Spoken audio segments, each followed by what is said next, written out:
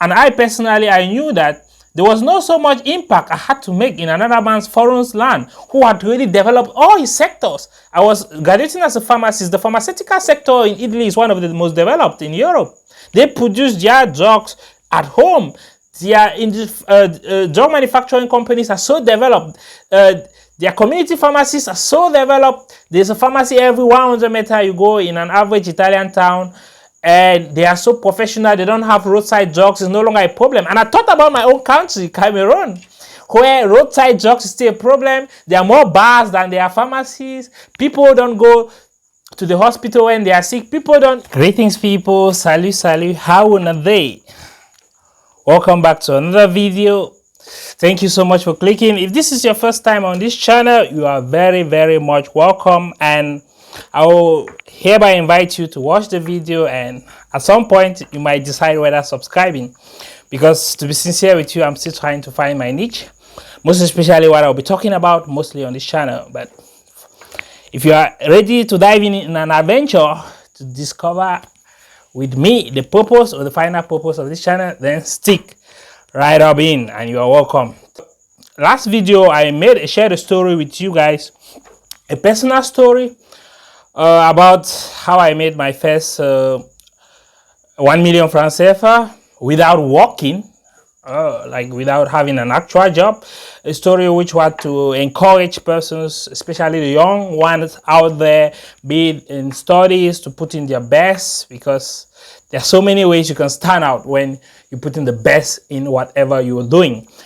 I'm making this video today to share with you my story, how I moved back from Europe to Africa, or how I moved back home from Europe after my studies, and why, and how I've been having it, how I've been seeing it so far. Okay, but to do that, I'll need to present to you what Africa is. This is Africa, a continent of 54 sovereign states, 17% of the world's population, 9.6% of the global oil output, 90% of the world's platinum supply, 90% of the world's cobalt supply, half of the world's gold supply, 2/3 of the world's manganese, 35% of the world's uranium, 75% of the world's coltan, and 54 votes in the United Nations General Assembly. This is what makes Africa so attractive. Welcome back to this channel. I'm Gino, and I am a pharmacist and a YouTuber based in Douala, Cameroon.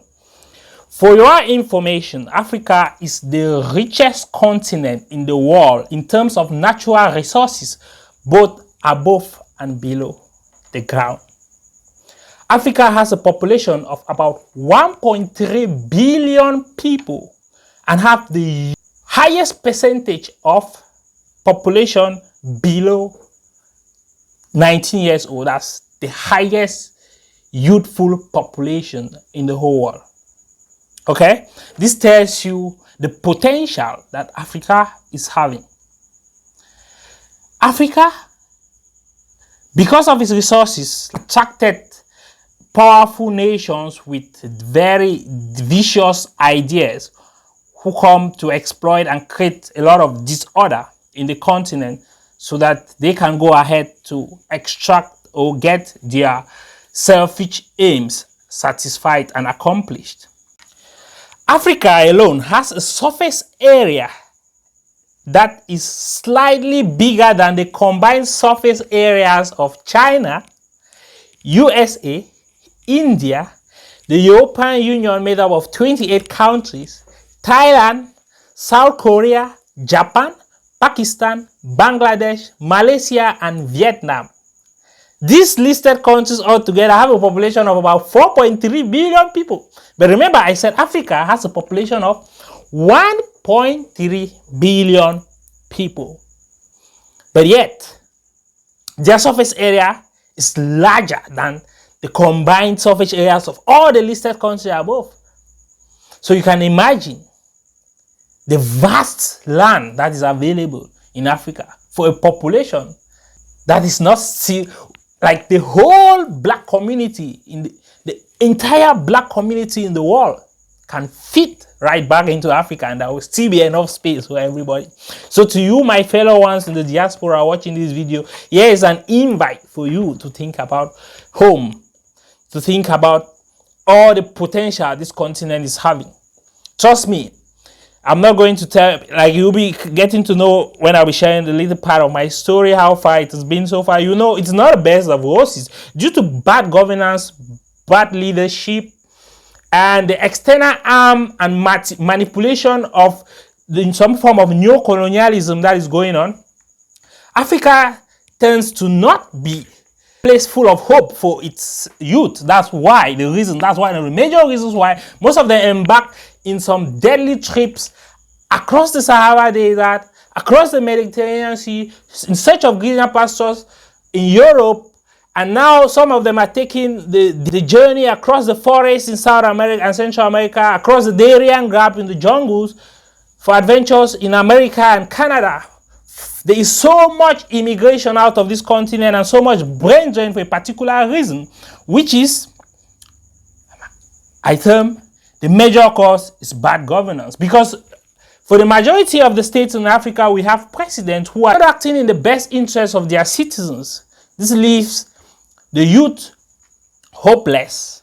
This leaves the youth thinking that they can only make it out of Africa, a continent that is so rich and should not be dependent on foreign aid. What kind of aid do Africa need?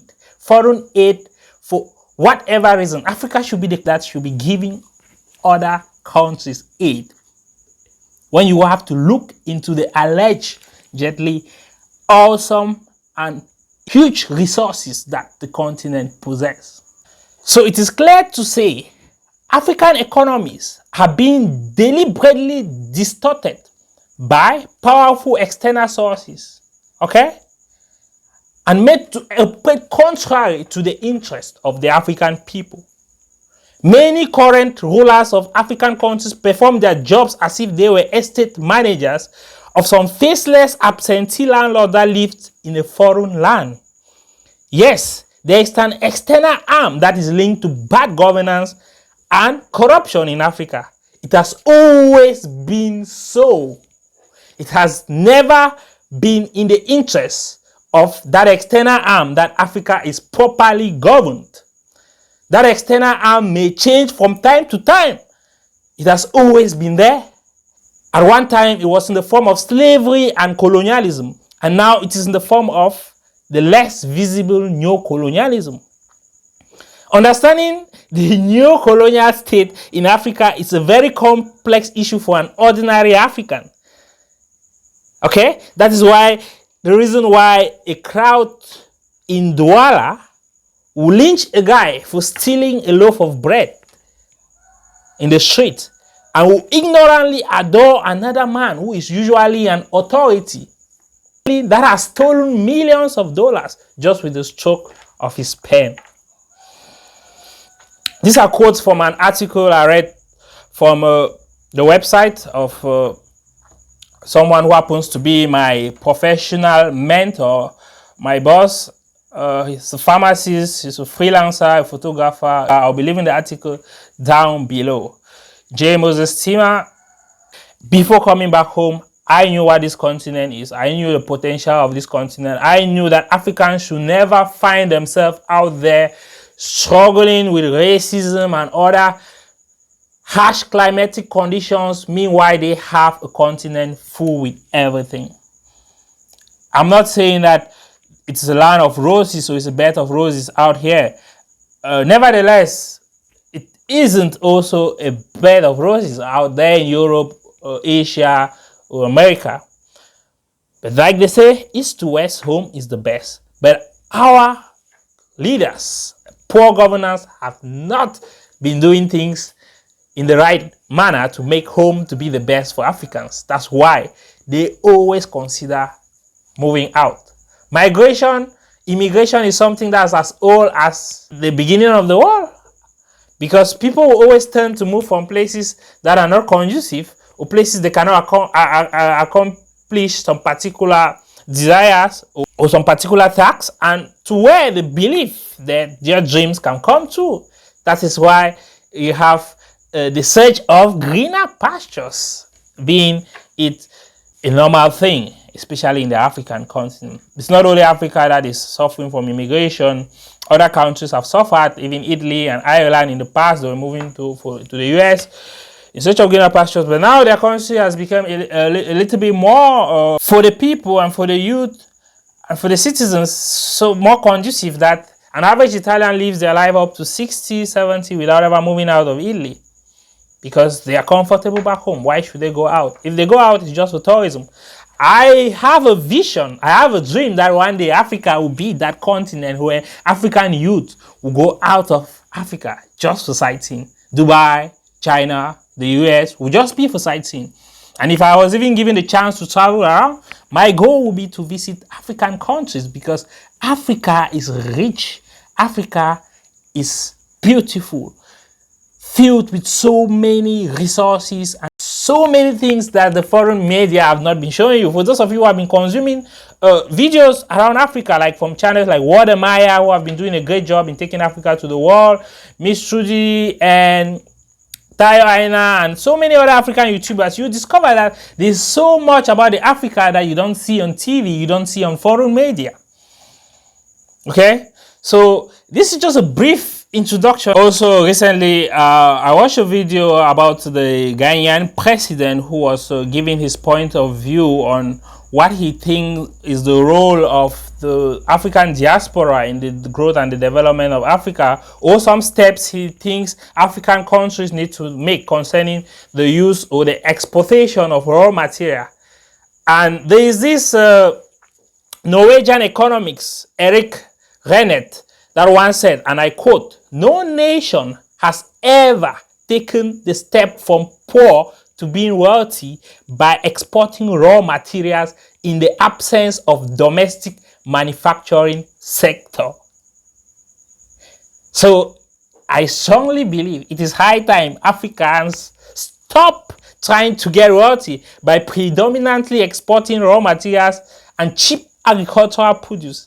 It's time they considered manufacturing and processing their raw materials and agricultural produce back home before ever exporting them, because by that they will have brought about what is called added value to those products. Because you export your raw materials, they are processed outside and sold back to you 5, 2, 3, 10 times higher than the price you sold them when they were raw materials. So why not concentrate that energy in developing the manufacturing sector, the processing sector? Those are just the little tips that Africans need to work on. What are your thoughts? To you watching this young man and asking what does he know about Africa? What does he know? Drop your comments below. What are your thoughts? What are your take on the things that you believe Africans needs to work on to make this continent great?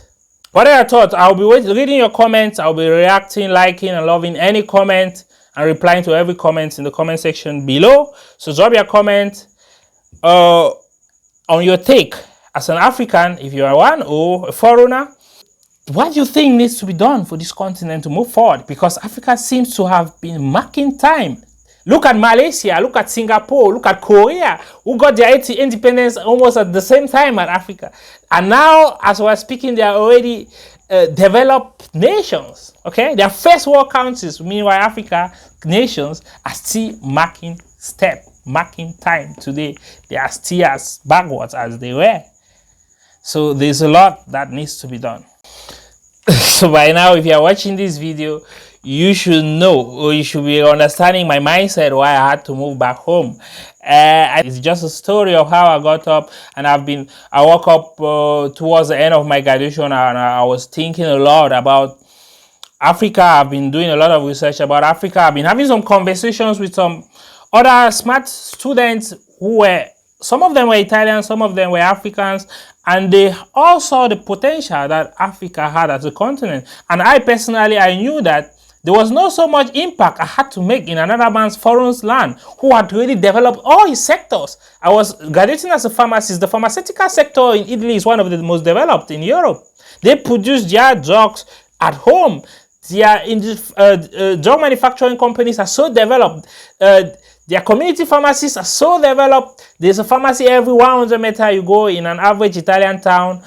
and they are so professional. They don't have roadside drugs. It's no longer a problem. And I thought about my own country, Cameroon, where roadside drugs is still a problem. There are more bars than there are pharmacies.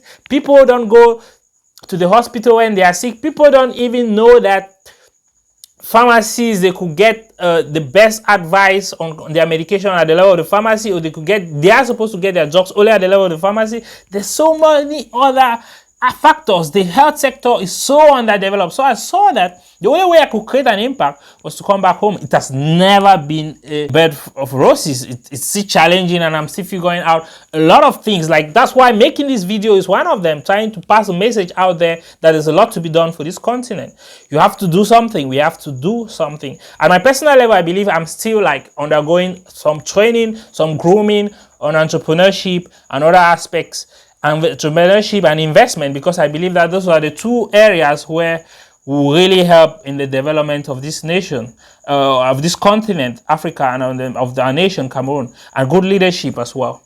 Okay, so basically that's it, and that's why I'm home.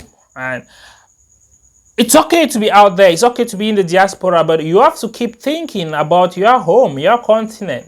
Okay, you have to plan, and because there's no place better than home. Think about the potential in your continent, in your country, and always give back and invest and develop your home. Like they say, east to west. Home is the best. Until I come your way again, stay safe, be patriotic, remain best. Over and out.